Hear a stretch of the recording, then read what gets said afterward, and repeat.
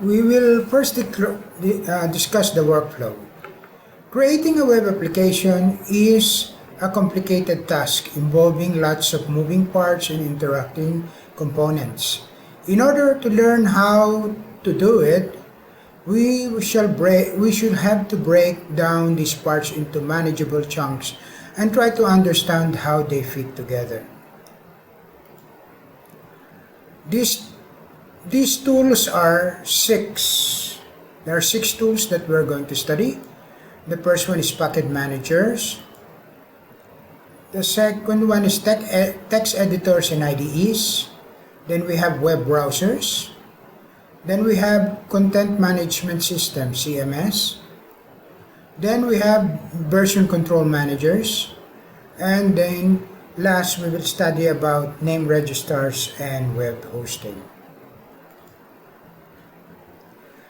Package Managers.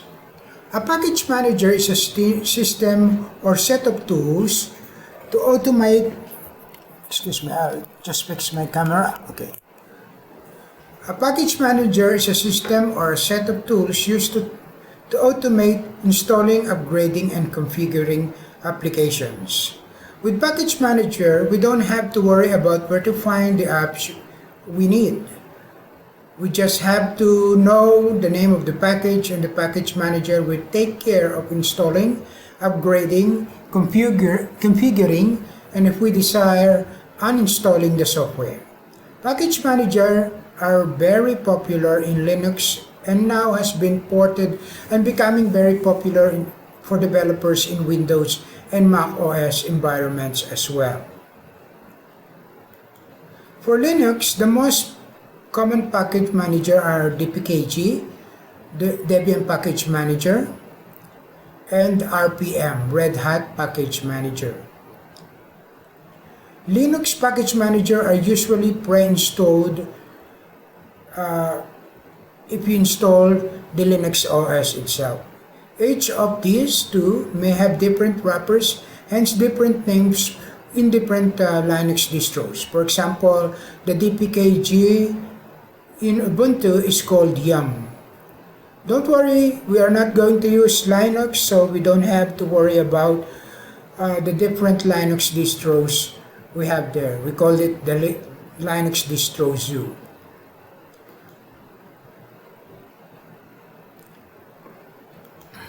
For Mac, the most popular are MacWorks and Homebrew. But I prepare Homebrew for it is cleaner. It has a cleaner syntax. For Windows, I recommend Chocolatey because it is very similar syntax with Homebrew. To install Homebrew and Chocolatey, you just have to go to their respective websites. Follow the instructions and you are good to go. For example, if you want to install Python, you just simply write brew install Python, and in Windows, Choco install Python. You don't have to know where to download Python from. Package managers prepare your system for installing, and you don't need to know any dependencies. It just installs, and to install and to uninstall, it is just as easy. You just put the uninstall instead of install. It is also worth to mention that most package managers apps are installed in the current user's directory. Most apps does not require admin and root access and does not mess up with your OS installation.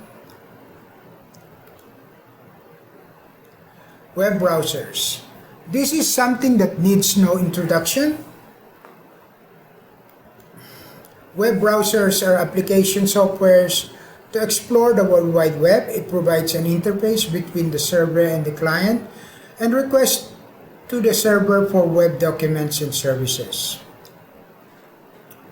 The most popular browsers are Chrome with 63.6% usage, Safari with 19.9% usage, followed by Edge at 5.43% usage, Firefox with 2.9% usage, and Opera with 2.7% usage. There are other web browsers, but these are the 5 major ones. I personally prefer Firefox, but you can use any of these major browsers. When designing, it is important to test if our website will run properly and looks normal in all major web browsers. In different platforms, mobile, desktop, this concept is called responsive design. All major browsers have context menu called inspect elements. For example, when we right-click anywhere in a Chrome window, we'll get the following context menu. When you click inspect, you will notice that the window is split, and the left window, or the right window, contains the web page source codes. We can copy the style and script we found here and apply them to our own design. In our own web page, we can use this inspect window to debug our code. Text editors and IDEs. The tool that most likely you will be working with more often is called the text editors. This basic, sometimes ignored a bit technology was actually one of the most useful and powerful tools within your toolbox. This is because it is simple and small text editor program capable of handling codes readable by different programming languages. And since codes primarily comprise of solid structure of your application, you will also be working on updating or writing text files to compile. Therefore, it is highly significant that the text editor you choose must provide the facility for you to access your file system faster and easier. The idea about text editors is to create a file that is purely text. That means that the output file cannot contain additional special symbols with particular meaning to that particular editor. For example, MS Word cannot qualify as a text editor because it adds its own formatting tags to the text documents. Let us quickly go through some types of the text editors you may encounter while you are coding. The first type that we will discuss is terminal editors. Terminal editors are designed before GUI or mice even existed, so learning them can be challenging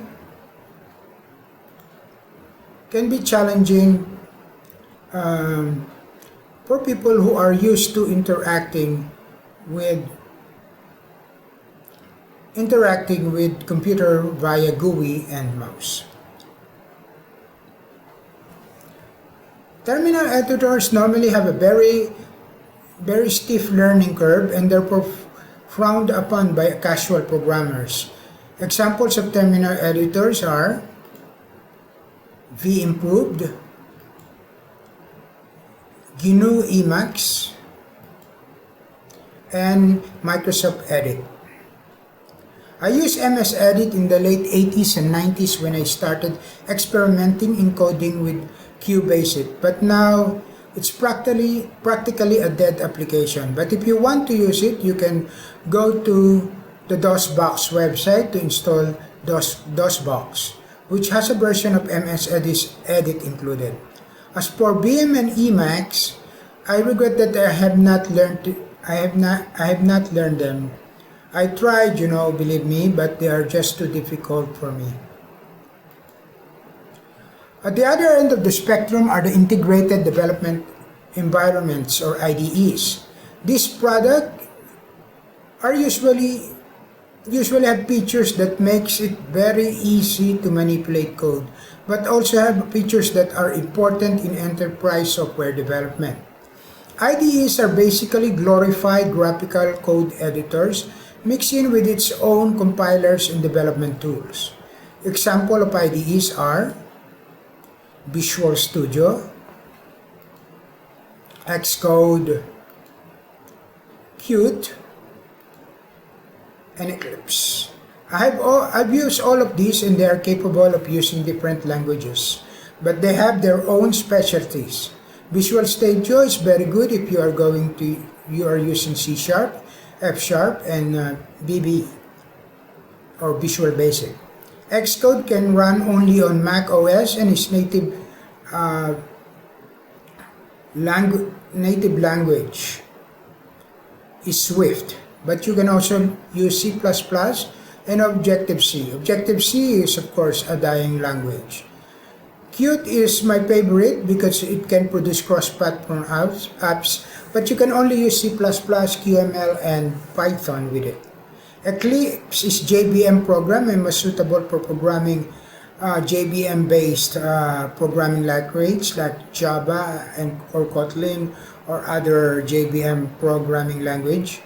There are a lot more IDEs that I cannot mention here, but one thing is common among IDEs. They are all bloated, they are large, they use so much disk space and memory that they are mostly used in enterprise environments where they have these resources, lots of resources. Another option for casual programmers are GUI text editors. GUI text editors or graphical user interface editors are so called because it adheres to the modern GUI desktop environments. It is recommended to use GUI text editor for making web apps instead of IDEs and terminal editors. The module recommends Sublime Text. Sublime Text, I will first tell you about the most popular. We have Notepad++, Atom Editor, Brackets, Sublime Text, and Visual Studio Code. So as I told you that the module recommends Sublime Text. Sublime Text is the best among these 5 editors. I've been using it to program C++ and other languages. But in this presentation and in part 2, I will be using Visual Studio Code. I think VS Code is superior to the Sublime Text when it comes to web development. To install Visual Studio Code, the Mac formula is brew install --cask visual-studio-code, and for Windows it is choco install VS Code. So as you can see, installing apps using package managers are very simple. For example, VS Code requires .NET framework to be installed in Mac before you can install VS Code. But you don't have to worry about that because Homebrew takes care of all the dependencies. Here's a typical installation of VS Code. I use the force option because I already installed VS Code in my system. This will force Chocolatey to install VS Code. If yours is a new install, you don't have to add the force option. After installation, you will be able to see the application in the start menu. Okay. The first time you run VS Code, you will be greeted with a welcome screen. You can select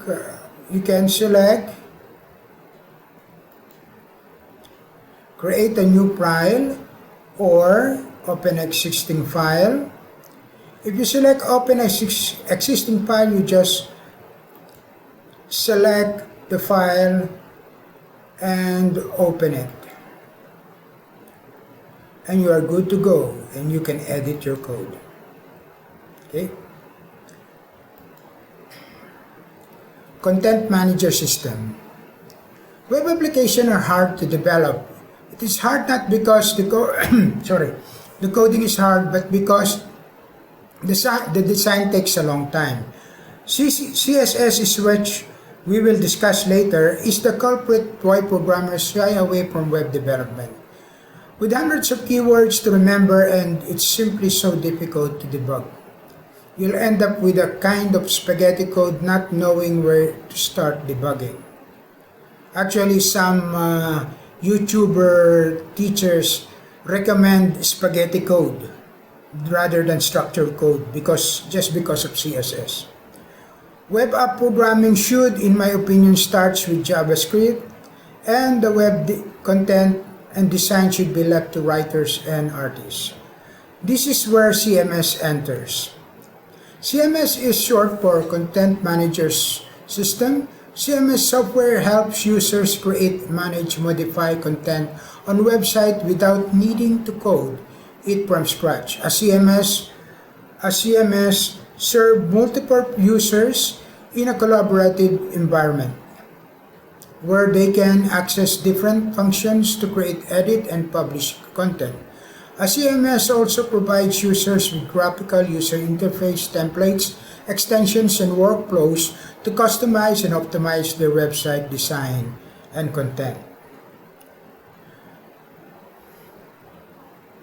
With CMS, you can design your website in a drag and drop, cut and paste manner, much like using Microsoft Word or PowerPoint.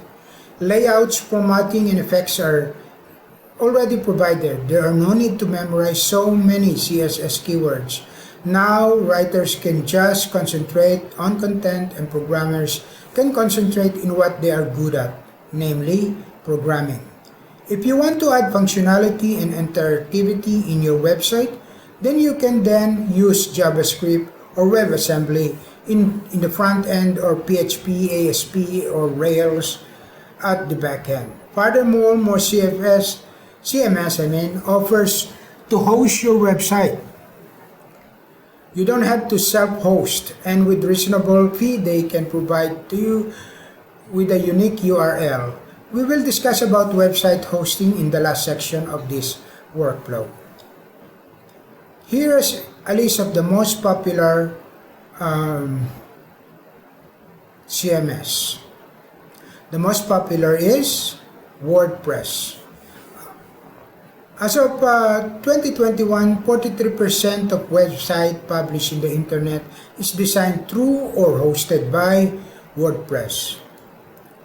There are criticisms in WordPress low customer service, but this may be due to the fact that this company has become too large. Even so, it is now industry standard. People, companies, and always considering WordPress to host and create their website.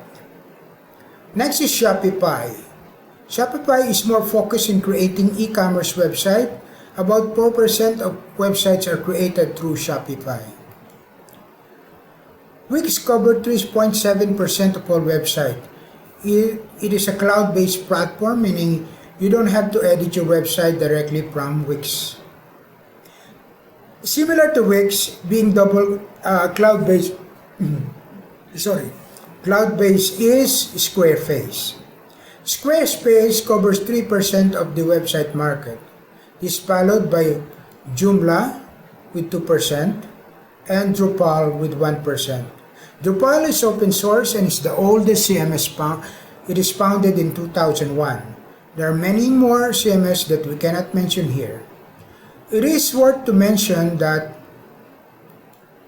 as of 2021, only 31% of all websites are hard-coded, pure HTML, CSS. The remaining 69% are all created using CMS. All major companies are using or relying on CMS. It is fast and easy to use than hard-coded HTML and CSS. This is why I told you before, I think we should concentrate in programming. After learning the basic of HTML and CSS, students, in my opinion, should focus more on programming rather than artistic design, unless, of course, you are artistic yourself. Version control managers. In 2023, if you still insist of not using CMS, you are in for a big surprise. Web app development is not easy. It looks easy because we are so familiar with World Wide Web. But under the hood, it is difficult because unlike pure C++ or pure Java or pure Python, where you can just code straight from your head, with HTML and CSS and JS, it is different. Since you are dealing with three programming languages, all with different syntaxes, and at the same time, it is very easy to make mistake. HTML and JS are much easier, but imagine having to memorize hundreds of CSS keywords. Controlling the DOM is another thing and is one of the causes of confusion in website programming. You really have to be careful balancing the three, HTML, CSS, and JS, with their conflicting commands. A single mistake in one of the three may affect the other two. It is really very difficult to debug. It is there. If there is only one way or a way to look up previous saved codes to draw back where we were, to backtrack where we make mistakes. Luckily, we have the so-called version control managers. Version control manager is a mechanism to manage, track, and record changes to software code. The version control system helps manage the code source for software team by keeping track of all the code modification. It also protects the source code from any unintended human error and consequences. The version control system is a protection mechanism against conflict and overwriting of code changes by different developers. The four most popular version managers being used today are Git, Subversion, Mercurial, and Azure DevOps. I have used Subversion before because at one time it was the default in Xcode, but the most popular of this is Git, and we will discuss more of it in the next slide.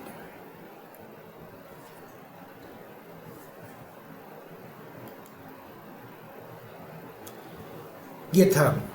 As mentioned in the previous slide, Git is the most popular version control manager.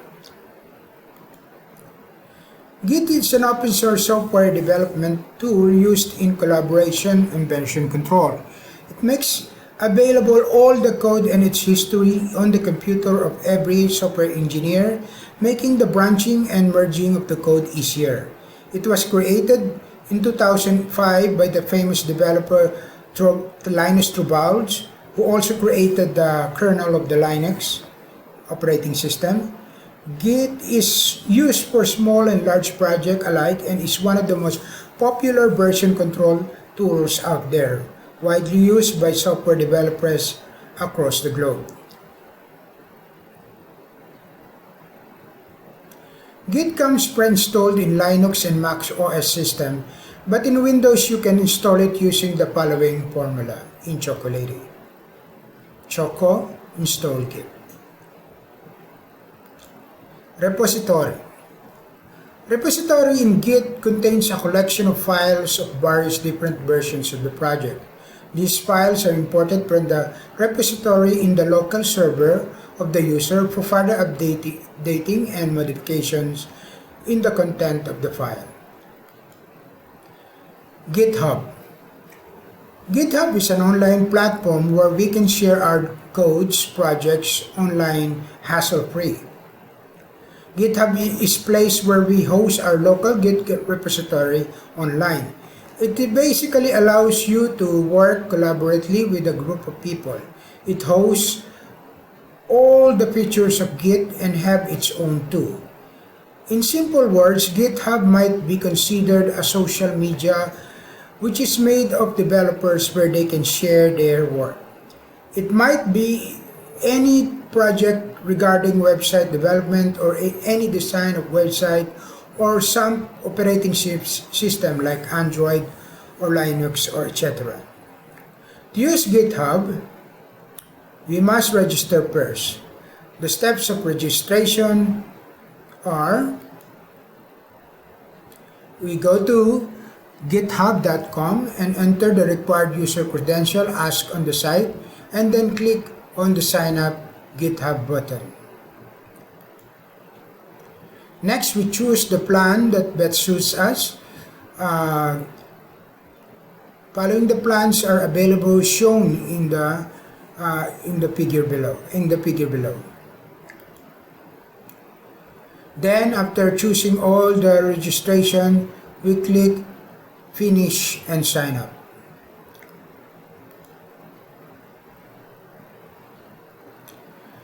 After creating a new GitHub account, let us make our first repository. These are the steps. First, go to the GitHub website and log into your account. Second, you will see a landing page of your dashboard. Okay, since my account has just been created, the link to create GitHub repository would be seen on the home page only. To create a repository of an old account, click New to the left and Home, the left of the home page.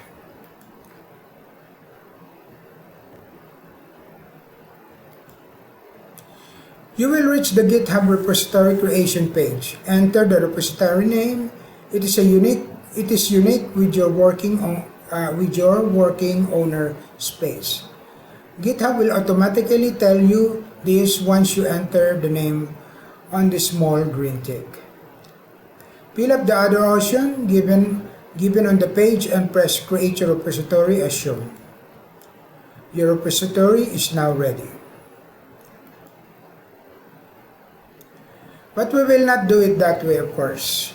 We will do it on our own desktop. In working with Git, there are several script commands you have to memorize. Some of these are shown in this cheat sheet that I download.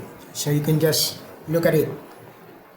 If you are not used to working with the terminal, or if you don't want to memorize the scripting commands, there's an option to do all this with a desktop app.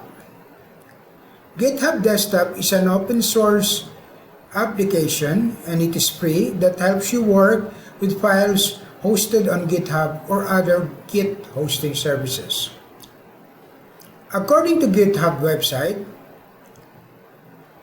GitHub Desktop lets you focus on what matters instead of fighting with Git.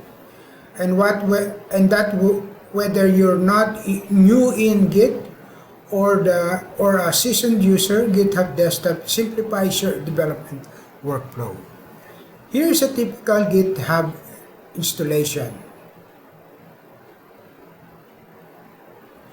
You can do all the functionality of Git in the command line without memorizing anything in the graphical fashion. Here are the formulas to install the GitHub Desktop in Windows and Mac OS. So it's brew install --cache GitHub in Mac and choka install GitHub Desktop on Windows. Domain name registers and web hosting. A domain name registrar is a company that handles the reservation of domain names as well as the assignment of IP addresses for those domain names. Domain names are alphanumeric aliases used to access websites.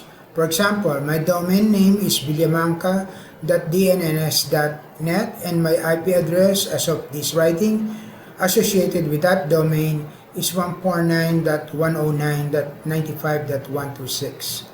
Domain names make it easier to access website without having to memorize and enter the numeric IP addresses.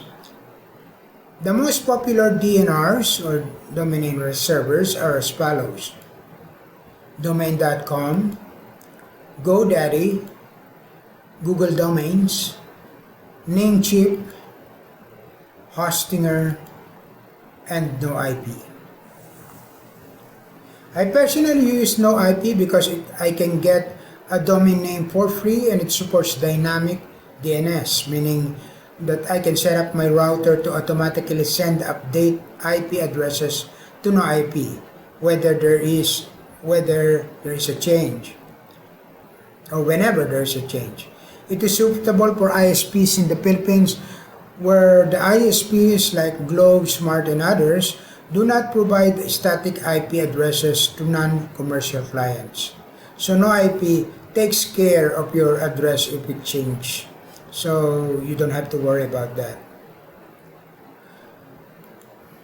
Web hosting service is a typical internet hosting service that hosts websites for clients. Web hosting offers the facilities required for them to create and maintain a site and makes it accessible on the World Wide Web. Companies providing web hosting services are sometimes called web host. All the CMS we mentioned in the previous slides, as well as the domain names registered mentioned above, except for domain.com and Google Domains, offer web hosting services. If we already have a domain name, we can also do a self-hosting of our website. Self-hosting is a practice of running and maintaining website service using private web servers instead of using service outside someone's own control. Self-hosting allows users to have more control of their private data and computing infrastructure, as well as potential saving costs and improving skills.